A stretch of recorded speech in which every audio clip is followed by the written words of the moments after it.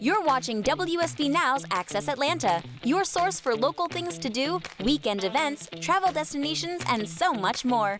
Watch and discover how to make the most of your weekend. Get ready for a fun, exciting weekend in Atlanta. First up, Chastain Park Fall Arts Festival. Shop all kinds of fine arts and crafts at the annual Chastain Park Fall Arts Fest. There will be food trucks, beer and wine for purchase, artist demonstrations, a kids zone, and much more. Admission is free.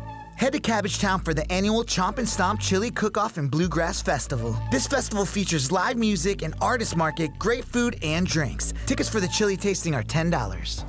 Don't miss the 7th annual Suwannee Wine Festival. Sip on over 150 different kinds of wines, take in some live entertainment, food for purchase, and more. General admission is $55. Come on out to Canton for the Taste and Brews Country Fest. Take in some of the best Southern foods and brews while perusing an artist market and enjoy live music. There will even be a kids zone and admission is free.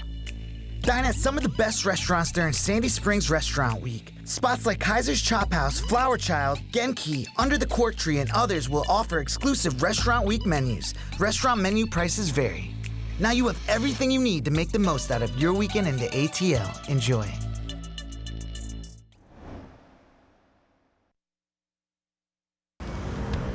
Hey guys, it's Brittany with Access Atlanta. I'm here at the Painted Duck and we're gonna go see what it's all about. If you're looking to combine a night of fun and games with delicious food and drinks, the Painted Duck has you covered.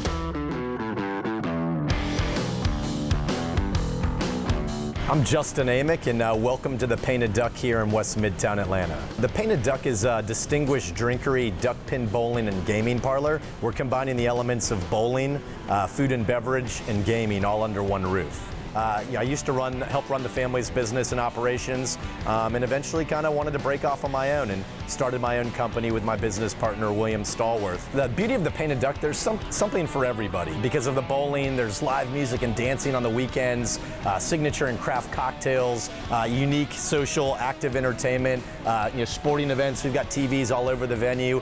There really is something for everybody. So it's a one-stop shop for adult entertainment. So what exactly is duck pin bowling? This is duck pin bowling. So the ball, as you're holding here, you can see it's much smaller. It's about the size of a softball or a bocce ball. It doesn't have any holes in it, which makes it really easy to grip. The object of the game is, the first one, if you knock all the pins down, it's still a strike like traditional bowling, right? Okay. The second one, if you knock them down, would be a spare. And if you knock the remaining pins down on the third frame, it just counts as a 10 with no multiplier. There you go. That's a good speed there, see? And the follow through. Look, it's because you held the follow through like that. Oh. That was your best one by far. Good one there. We were just getting tired of the monotony of traditional dining. Diners and guests were looking for something more than just going out to dinner or alternative forms of entertainment besides just going to traditional movies. And now for the most important part, the signature cocktails and delicious bites. What we have in front of us is our house signature dish, which is a whole roasted Peking duck, which is cured first for 2 days. And then we take it, we smoke it, fry it in duck fat, and then finish roasting it and finish it with chartreuse, which is Chinese barbecue sauce. Cut the breast off the bone, pull the legs and thighs, meat off the bone, and then we serve it with 12 Hawaiian rolls, peppered bacon, pickled red onions, lettuce, tomatoes, spicy ranch, and a hoisin sauce. And it takes 90 minutes to prepare. This one here is Pink Lady. It's French apple brandy, gin, lemon, and house-made grenadine. A little bit of egg white to give it the foam over the top. And then this is one of our signatures. This is the Anthropology. It's a blend of Thai herbal rum, tequila, ginger, grapefruit soda, and a little Angostura bitters over the top, and some lime. Anything that you can do with a cocktail or a glass of wine or a beer in your hand while playing a game is what we're all about here at the Painted Duck. In addition to duck pin bowling, the Painted Duck offers a slew of other social pub games, including Belgian feather bowling, schnook ball, toad in the hole, shuffleboard, air hockey, and more. That's a wrap here at the Painted Duck. To find out more information, you can head to thepaintedduckatl.com. For Access Atlanta, I'm Brittany Tenenbaum.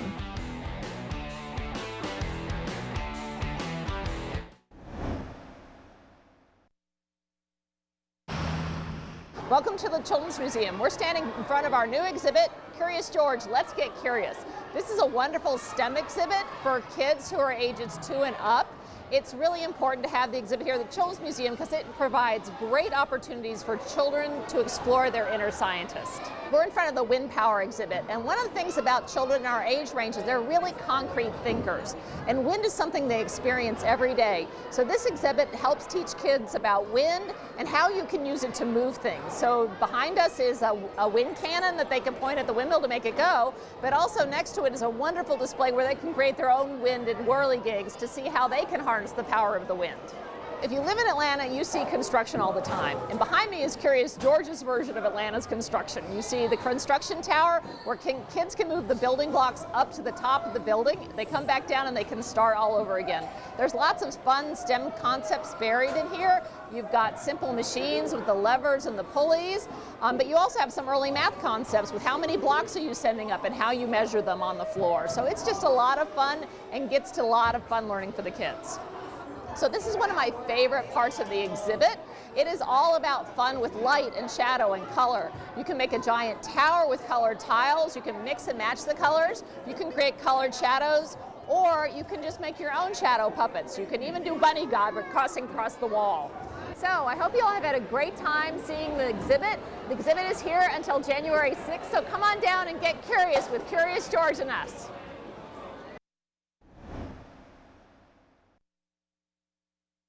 Perhaps with somebody he knew. When visitors enter these rooms at the Rennes Nest in the West End, they become part of an Edgar Allan Poe tale. With the Edgar Allan Poe experience, we've turned it into the Rennes Nest Asylum. So the audience is actually participating as the new patients of the asylum. I could kiss some of the audience members, we're that close. But that's fun because I get to use them. This immersive experience into Poe's world is the brainchild of Brian Cloudis, an award-winning artistic director and founder of Serenbe Playhouse. It is a different process than I've ever done before, so just maneuvering the choreography when we have people actually in the rooms just keeps you on your toes. I mean, I can't imagine doing this on a stage. I mean, just the history that this house has, and I mean, you know, just being in this room, you know, you just see how much being in the space helps make it more real for the audience, and it makes it more intimate. The Rennes Nest was once the home of Joel Chandler Harris, a journalist who created the Uncle Remus stories based on the Brer Rabbit folktales.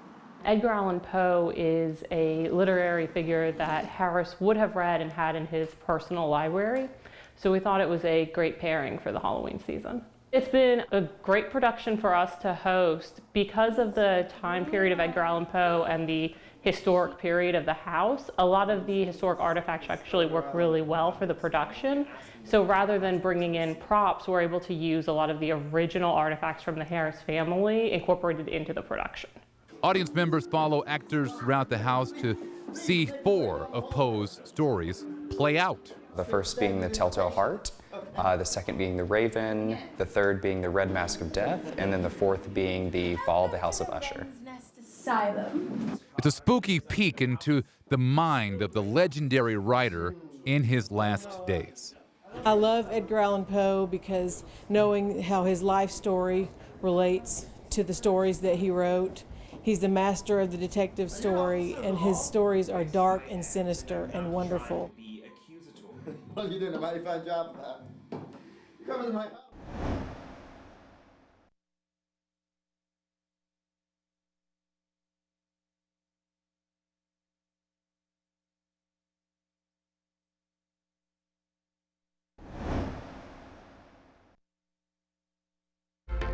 Good family fun is happening all month long. Don't miss the chance to carve your way through the corn. Get educated about agriculture at the Buford Corn Maze. Now through November 10th, enjoy hay rides, a haunted forest, and more. And take a captivating voyage of discovery at Atlantic Station. Get 25% off select tickets to Cirque du Soleil's Volta with promo code FAM2FAM19. Jump to the beat with your friends on Sesame Street. Use promo code FAM2FAM to get $15 tickets on Family to Family Night, November 8th at Infinite Energy Arena. Since the 1940s, junior ROTC cadets have raised money and awareness for the Empty Stocking Fund. Support JROTC Drive Days, November 1st through the 3rd at Atlanta Division Kroger stores. Join the Pancreatic Cancer Action Network Saturday, November 9th at Chastain Park for Purple Stride Atlanta. Advance research, support patients, create hope. For ticket specifics and race registration links, visit WSB-TV.com/community.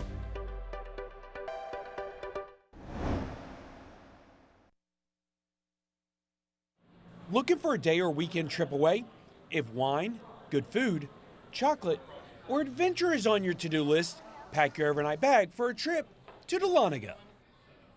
We really like to call Dahlonega Atlanta's backyard. It's really only about an hour away.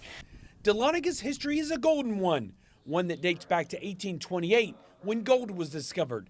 That discovery kicked off the 1829 gold rush, the nation's first gold rush, 20 years before the one in California. About 8,000 people came into the Dahlonega area hoping to find gold.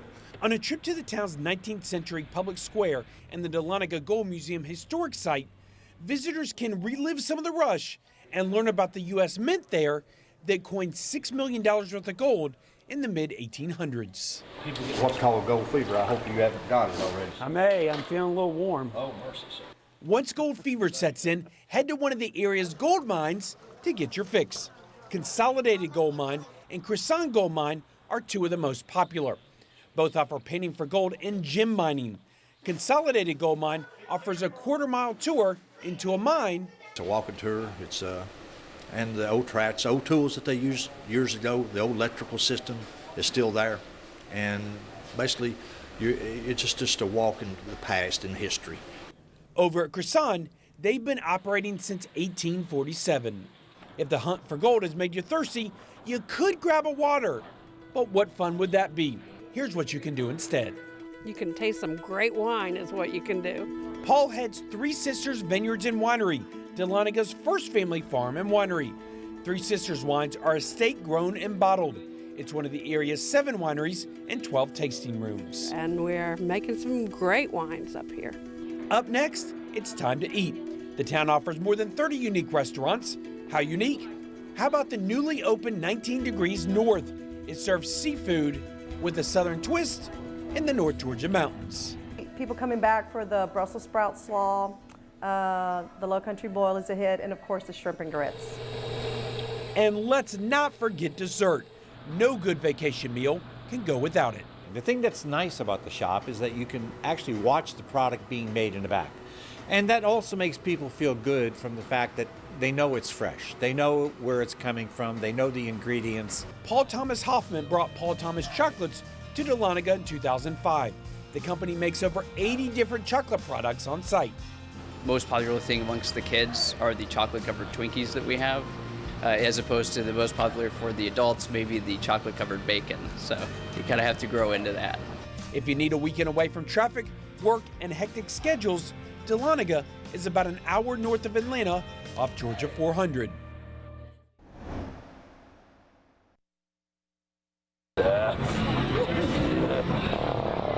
When the calendar flips to October, it's time for monsters, mayhem, and massive haunted houses in Atlanta, and no one does it quite like Netherworld.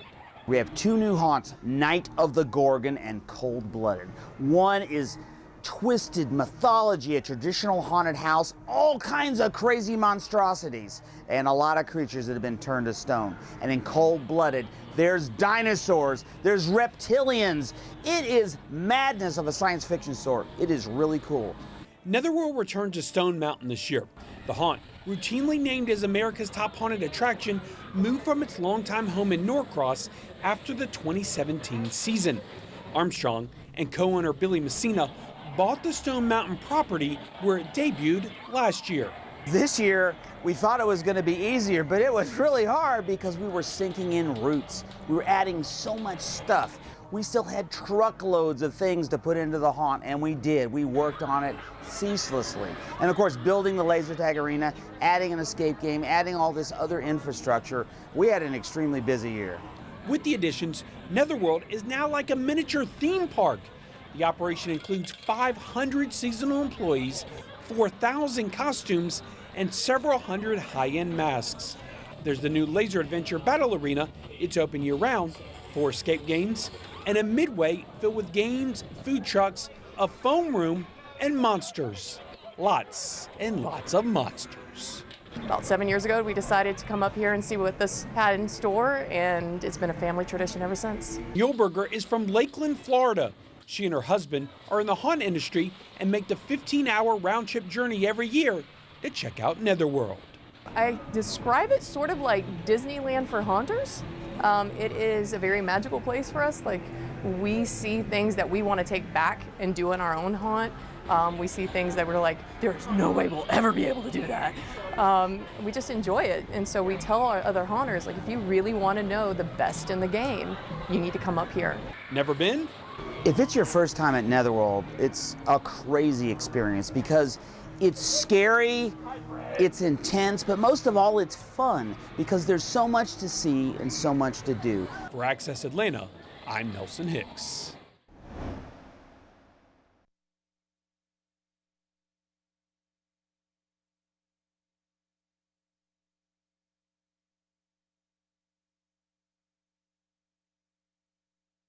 You're watching Access Atlanta on the WSB Now app, your source for local things to do. Hey guys, it's Brittany with Access Atlanta. I'm here in Blue Ridge, Georgia at Mercier Orchards, and we are about to go apple picking. Follow me. Welcome to Mercier Orchards, nestled in the mountains of beautiful Blue Ridge, Georgia. A true family-owned and operated apple orchard, standing on 300 acres with over 100,000 fruit trees. It all started with Bill and Adele Mercier, who bought 25 acres of land in Blue Ridge and started selling their apples on a roadside stand and making their first apple pie in a cast iron skillet. When you arrive for a U-Pick experience, you'll take a scenic tractor trailer ride around the orchard, complete with a guide on board to share the rich history of Mercier's. You could go out on the weekends, Saturday and Sunday, weather permitting, and availability of fruit, and do your own picking. We'll put you on the back of a tractor. You can take a lot of great pictures, and you can enjoy picking some great apples directly from our trees. We grow all varieties of apples, from Jonathan to Ginger Gold to Honey Crisp to my favorite, Crimson Crisp, to Galas. You name it, we probably grow it. After picking your fruit, you'll definitely want to head inside and explore Mercier's Market, packed with all kinds of homemade goods for purchase. We make the most famous fried pies that you will find anywhere in the country. We ship them across the country. Last year alone, we sold 1.3 million fried pies. The orchard even has a hard cider tasting room where you can sample all of their delicious wines and ciders made on site. So that's a wrap here at Mercier Orchards. To find out how you can experience apple picking, head to mercierorchards.com. For Access Atlanta, I'm Brittany Tenenbaum.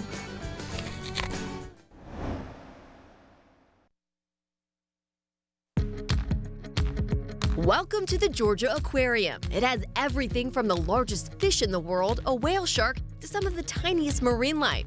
But there are some newbies on the block. Say hello to the puffins. I met up with animal trainer Melissa Painter, who told me all about this incredible group of seabirds. What's in these buckets, what we're about to feed the puffins? So we have a few different types of fish, but we also have this. It's called krill. It's a type of crustacean.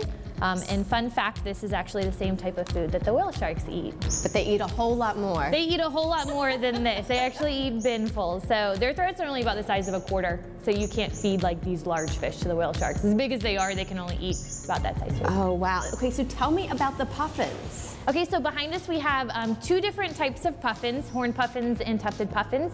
But we also have two pretty cool birds called pigeon guillemots and common murres. So they all belong to this family of birds called alcids, and they have a great adaptation to where they can actually navigate underwater really well. So if you look at their wings, you can't tell as well right now, but they're a little bit shorter and a little bit more dense, so they can actually use them for propulsion underwater. And if you want, you can actually reach out and feed a few of them. Let's do it. Yeah, so just reach into your bucket, okay. And if you want to, you can hold it out like that with head first, and then you can reach out and let him take it from you. Hey, bud. So you might become everyone's best friend right now, so I'll kind of help you out and feed a few as well. But you can see we have different types of fish we're feeding them. We do a nutritional analysis on all the food that comes into the aquarium, just so that we can meet all the different benchmarks that they need nutritionally. So how often do you feed the puffins? We can feed them anywhere from 5 to 10 times a day. So we try to keep it really variable for them because that's what they would be experiencing in the ocean also. Okay. So we do have an underwater feeding system called our Flying Fisher that actually moves food into the habitat underwater through a piping system. Oh, that is So we neat. have an underwater viewing window so that our guests can see that great adaptation of them being able to swim underwater, because that's what they're known for. Where did these puffins come from? So most of these puffins actually came from the Alaska Sea Life Center. We Okay. developed a partnership with them last year, and we sent some staff out there to start learning about these species of birds, as well as these individuals. And then they came to us last year, and our habitat opened on January 19th. Here in our Cold Water Quest Gallery. And it's cold in here. It's really cold. It's actually the coldest habitat in the aquarium, both air temperature and water temperature. So the air temperature right now where we are is about 54 degrees, and the water temperature is 49 degrees. In addition to doing these hand feeds, we also want them to do that natural behavior of diving underwater for their food. Okay. So what you're going to do is take a handful of food and you're going to toss it out to the habitat. And then you'll see immediately they all start diving underwater.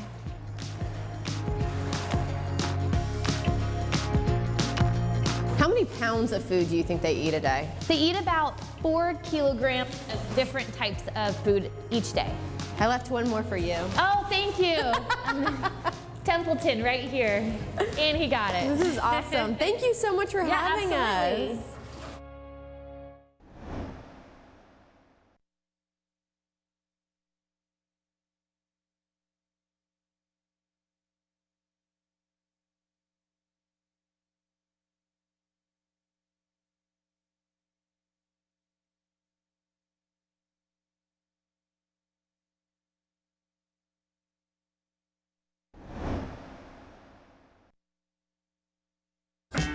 If you think the only place to have a good time in Atlanta is ITP or inside the perimeter for you newbies, you'd be wrong. Just about 30 minutes northeast of Atlanta is Archery Learning Center, where you can pretend to be a real-life Robin Hood and shoot an actual bow and arrow. That's what we're gonna do today. So let's go inside and check it out, but make sure you watch where you're walking.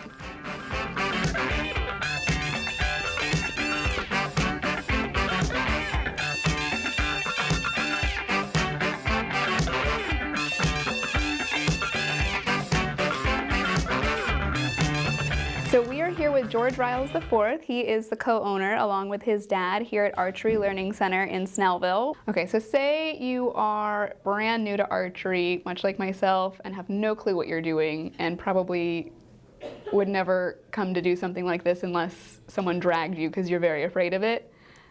What do you do with someone like that? How do you get them into it and going? What's the process? Well, the way it works, if you just show up and say, I've never shot a bow before, I would like to try it. And you'll start off with a very basic bow. We'll get you the basic instructions, like you hold it here, you do this, and then I'll walk you through the initial, pull back and let go, so you have the basics of how it works, and kind of work with you to the point to where you can group arrows at a close range. So essentially that first try it out ends up taking you from never touched a bow before to I'm safe enough to shoot archery in the backyard or shoot archery in the range and feel like I know what I'm doing, right? And then at that point, people progress farther than that to become a little more intermediate. They start shooting for score, that sort of thing. But when you leave after your first one, you'll be proficient. I figure we can get you in the bullseye maybe before you go. You just met me, so. I love a challenge. Nobody's beaten me yet. It's gonna be a pretty big challenge to get me hitting the bullseye there. Yep, we're gonna get it. See, everybody heard that. We're gonna get it. Yeah, well, we'll see who they believe.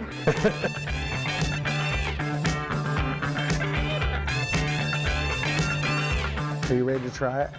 If I say no, what happens? You're doing it anyway. Okay. So yes. All right. So then I'm going to raise you up, then you'll draw. Okay? So you just take your nose and point it right at the bullseye, and then you'll raise that up like so, and then draw straight back like so, and get in there a little closer to your face so you can sort of see down the arrow. That's awful. Okay. And then release.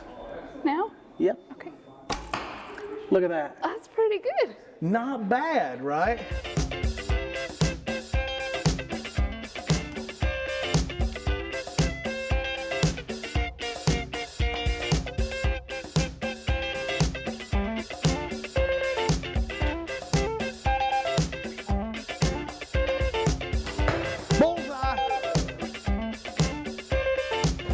Jennifer Lawrence, watch out. Woo.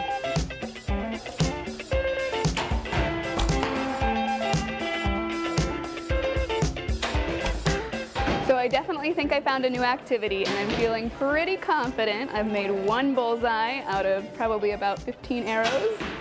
So good ratio, I think. And I'm definitely gonna bring some friends if they're brave enough, but if I have any takers, let me know.